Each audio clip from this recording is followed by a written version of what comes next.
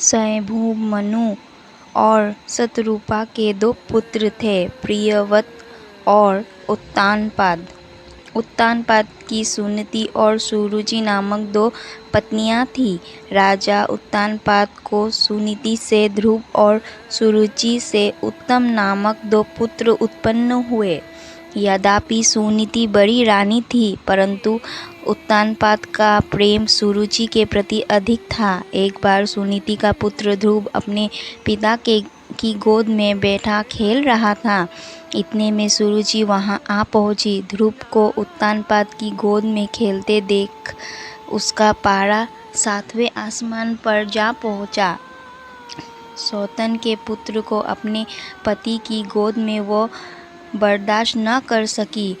उसका मन ईर्ष्या से जल उठा। उसने झटपट कर बालक ध्रुव को राजा की गोद से खींच लिया और अपने पुत्र उत्तम को उसकी गोद में बिठा दिया तथा बालक ध्रुव से बोली, अरे मूर्ख, राजा की गोद में वही बालक बैठ सकता है जो मेरी कोख से उत्पन्न हुआ हो। तू मेरी कोख से उत्पन्न नहीं हुआ है, इसीलिए तुझे इनकी गोद में या राज सिंहासन पर बैठने का कोई अधिकार नहीं है। 5 वर्ष के ध्रुव को अपनी सौतेली माँ के व्यवहार पर क्रोध आया। वो भागते हुए अपनी माँ सुनीति के पास आया तथा सारी बात बताई। सुनीति बोली, बेटा, तेरी सौतेली माता सुरुचि से अधिक प्रेम के कारण तुम्हारे पिता हम लोगों से दूर हो गए हैं। तुम भगवान को अपना सहारा बनवाओ। माता के वचन सुनकर ध्रुव को कुछ ज्ञान उत्पन्न हुआ और वो भगवान की भक्ति करने के लिए पिता के घर को छोड़कर चल पड़े। मार्ग में उनकी भेंट देवर्षि नारद से हुई। देवर्षि ने बालक ध्रुव को समझाया, किंतु ध्रुव नहीं माना। नारद ने उसके दृढ़ संकल्प को देखते हुए ध्रुव को मंत्र की दिशा दी। इसके बाद देवर्षि राजा उत्तानपाद के पास गए। राजा उत्तानपाद को ध्रुव के चले जाने से बड़ा पछतावा हो रहा था। देवर्षि नारद को वहां पाकर उन्होंने उनका सत्कार किया।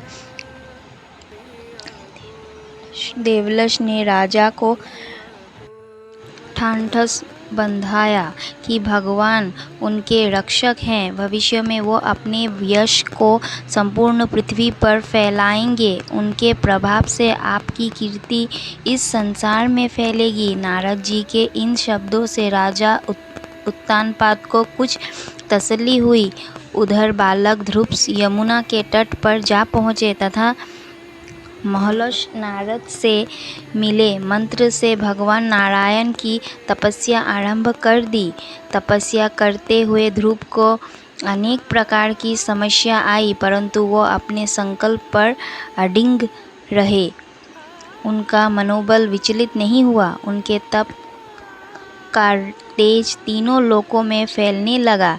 ओम नमो भगवते वासुदेवाय की ध्वनि वैकुंठ में भी गूंज उठी। तब भगवान नारायण भी योग निद्रा से उठ बैठे। ध्रुव को इस अवस्था में तप करते देख नारायण प्रसन्न हो गए तथा उन्होंने दर्शन देने के लिए प्रकट हुए। नारायण बोले, हे राजकुमार, तुम्हारी समस्त इच्छाएं पूर्ण होगी। तुम्हारी भक्ति से प्रसन्न होकर मैं तुम्हें वो लोक प्रदान कर रहा हूँ जिसके चारों ज्योतिष चक्र घूमता है तथा जिसके आधार पर सब ग्रह नक्षत्र घूमते हैं। प्रलय काल में भी जिसका कभी नाश नहीं होता।